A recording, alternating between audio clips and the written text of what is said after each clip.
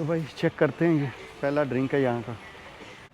तो भाई मैं हूँ इस वक्त थाईलैंड बैंकॉक के अंदर, कंबोडियन एम्बेसी के अंदर वीज़ा के लिए।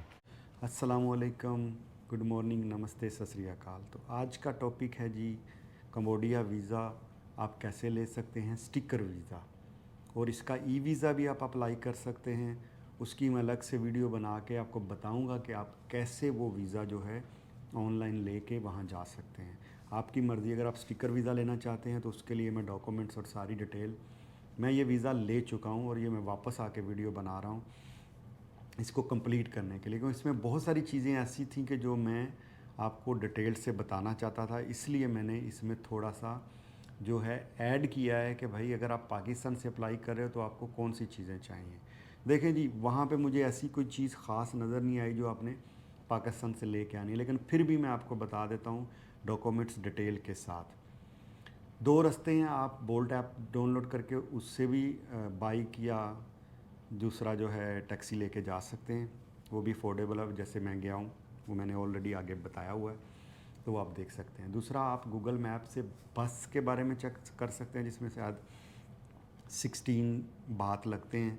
गूगल मैप से आपको 2 बसें चेंज करनी पड़ेंगी अगर आप खाउसन स्ट्रीट के अराउंड कहीं रह रहे हैं। जहाँ भी आप रह रहे हैं गूगल मैप से आप वहाँ जा, लेकिन वो टाइम फिर काफ़ी ज़्यादा हो जाता है, तो आपकी चॉइस है। अगर आप पाकिस्तान से जा रहे हैं तो आपने क्या करना है, आपके पास जितनी भी कॉपीज़ हों कलर होनी चाहिए, चैम्बर का सर्टिफिकेट और चैम्बर का आपका जो कार्ड की कॉपी होती है वो ले लें, bank statement, bank maintenance letter ले लें। ये चीज़ें चाहिए नहीं, इन केस मुझे नहीं पता जब आप जाओ तो वो आपसे ये रिक्वायर्ड कर सकते हैं।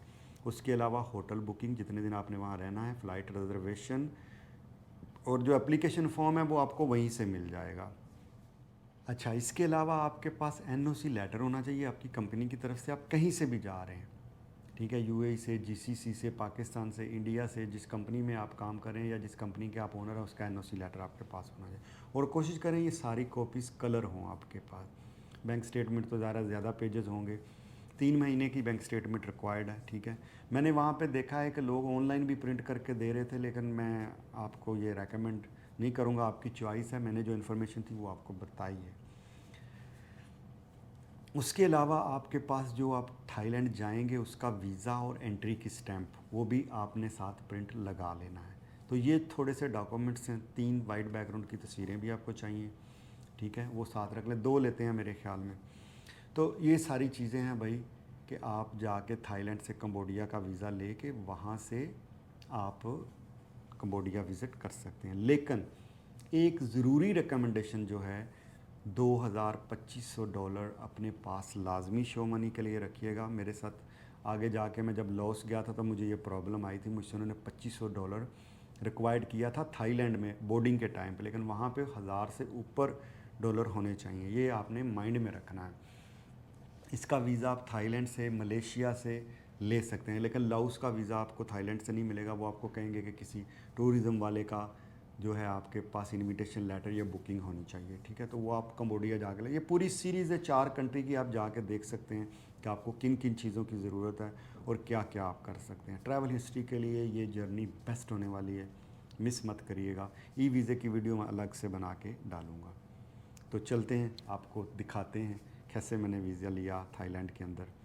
तो बाकी कोई क्वेश्चन है तो मेरा इंस्टाग्राम है लाइफ ऑफ हाशमी, चैनल को लाइक शेयर सब्सक्राइब करना मत भूलिएगा।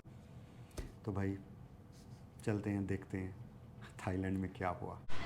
तो ये है जी मैड मंकी हॉस्टल। तो भाई मैं पहुंच चुका हूँ हॉस्टल, ये पार्टी हॉस्टल है। मैं 4 साल पहले यहाँ पे आया था और आज दोबारा यहाँ एंट्री हो चुकी है। दिखाता हूँ आपको किस तरह का माहौल है।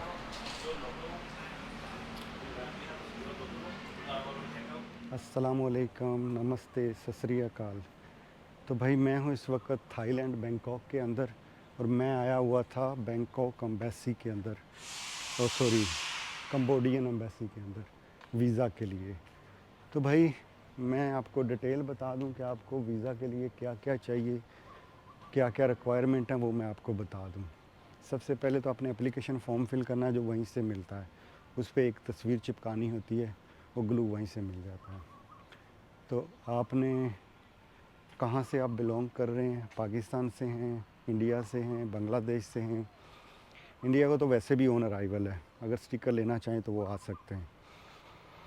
तो अगर आप किसी जीसीसी कंट्री से हैं तो आपको एनओसी लेटर चाहिए अपनी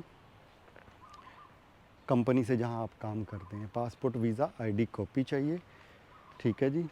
और उसके बाद होटल बुकिंग, फ़्लाइट रिज़र्वेशन, ठीक है, और बैंक स्टेटमेंट 3 महीने की। और इसकी फ़ीस लगेगी 1500 बात, ठीक है जी। ये है इसकी फ़ीस। और प्रोसेस टाइम जो है इसका है कुछ घंटे। मैं 2:30 आया था, फॉर्म फिल करके सबमिट करते करते मुझे हो गए थे 3 o'clock। 3 बजे तक मैंने सबमिशन कर दी थी। 3 बजे सबमिशन करने के बाद उन्होंने मुझे टाइम दिया है 5 से 5:30 बजे का। तो भाई टाइमिंग है सुबह 11 बजे से सुबह 9 बजे से लेके 11 बजे तक आप आ सकते हो। और दूसरी टाइमिंग जो है वो है 2 बजे से लेके 5 बजे तक, ठीक है। तो ये टाइमिंग के बीच बीच आप आ सकते हो। मैंने अपने मैडमोकी में ठहरा हुआ हूँ, खाउसन स्ट्रीट के करीब ही पड़ता है वो। तो वहाँ से मुझे यहाँ आने के लिए पे करना पड़ा है 150 बात। मैंने बोल्ट ऐप डाउनलोड कर ली थी, बोल्ट ऐप से मैंने बाइक ऑर्डर की थी, क्योंकि अगर मैं टैक्सी से आता तो मैं और लेट हो जाता। तकरीबन 2 बजे मैं अपने हॉस्टल से निकला था, तो 2:35 में मैं यहाँ पहुँच गया था शायद। तो भाई ये सारी डिटेल है। तो इस ट्रिप में आज मैं यहीं आसपास घूम रहा हूँ। यहाँ पे करीब में हलाल फूड की एक दुकान भी मैंने देखी थी, तो मैं निकल आया हूँ कि थोड़ा राउंड वाउंड मारता हूँ, चेक करता हूँ क्या सिस्टम है, क्या हिसाब किताब है। तो भाई आज है मेरा यहाँ पे पहला दिन। तो ख़र्चा मैंने होटल गलती से एक दिन एक्स्ट्रा फुल पे कर दिया था, 15 का कर दिया था, लेकिन वो रात को डेट चेंज हो गई और मैं यहाँ पहुँचा हूँ 16 को। तो ये थोड़ा सा मसला हो गया है। तो खैर उन्होंने मुझे चार्ज नहीं किया, तो मैंने पे किया उनको शायद 1600 समथिंग, 1700 ही लगा लो, विद जो है क्या कहते हैं 500 उन्होंने सिक्योरिटी डिपॉजिट रखा है। 2 दिन के ही पैसे काटे हैं उन्होंने मुझसे। वेलकम ड्रिंक भी एक देते हैं।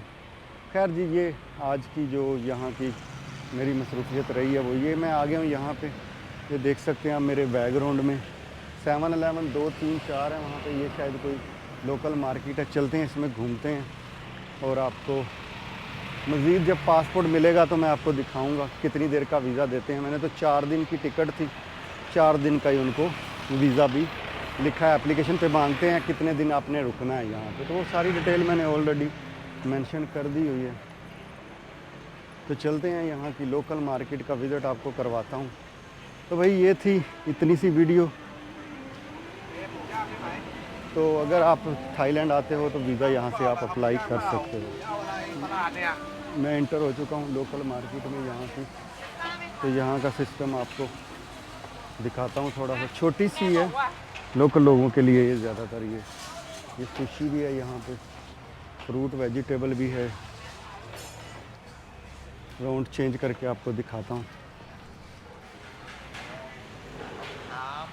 How much one?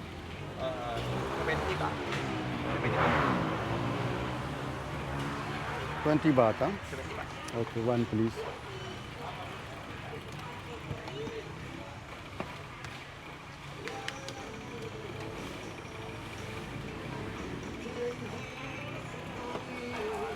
Strawberry?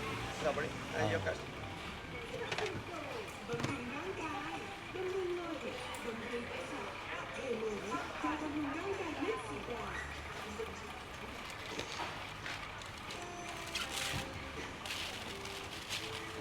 No need this.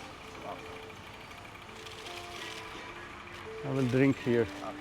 Thank you. ขอบคุณมากครับ स्वादिका। สวัสดีครับ तो भाई चेक करते हैं, ये पहला ड्रिंक है यहाँ का।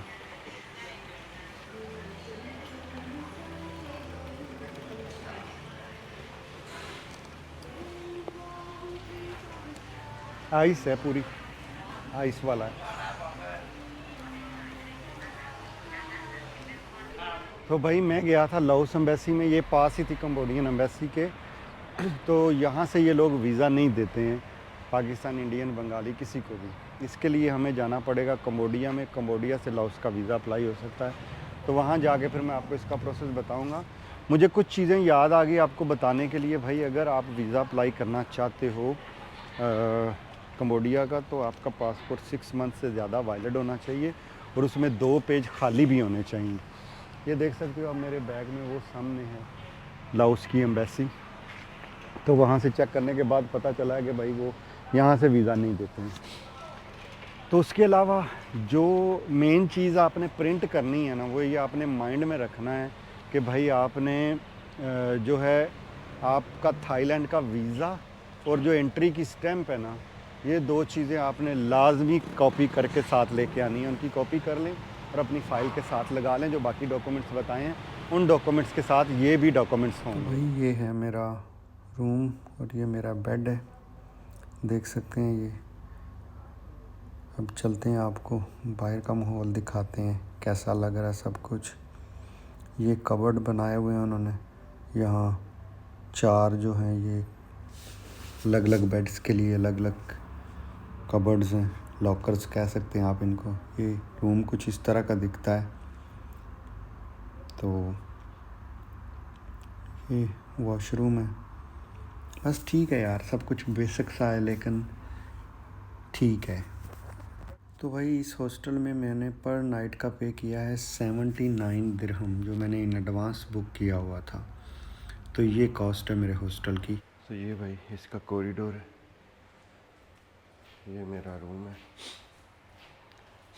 चलते हैं, आपको दिखाते हैं स्विमिंग पूल।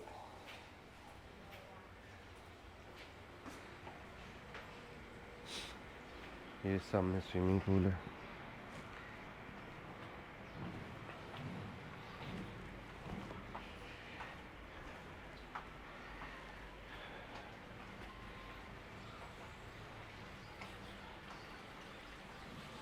ये माहौल है।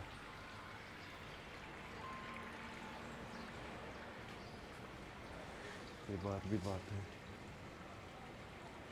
बात भी है और शावर भी है। अगर आप जल्दी आते हैं तो आप बाथ वगैरह ले सकते हैं।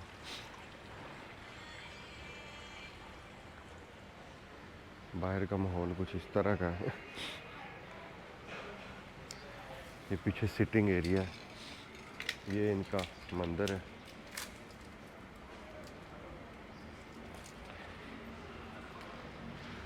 ये पीछे कोई नदी बहती है।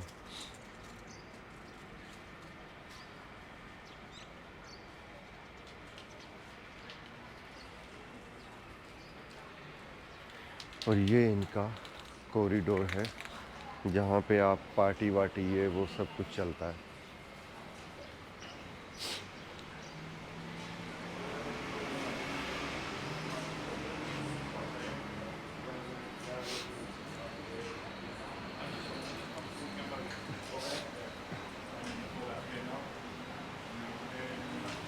रात पूरी यहाँ पे पार्टी वार्टी होती रहती है। बाकी मॉर्निंग तो ये सामने रिसेप्शन का एरिया।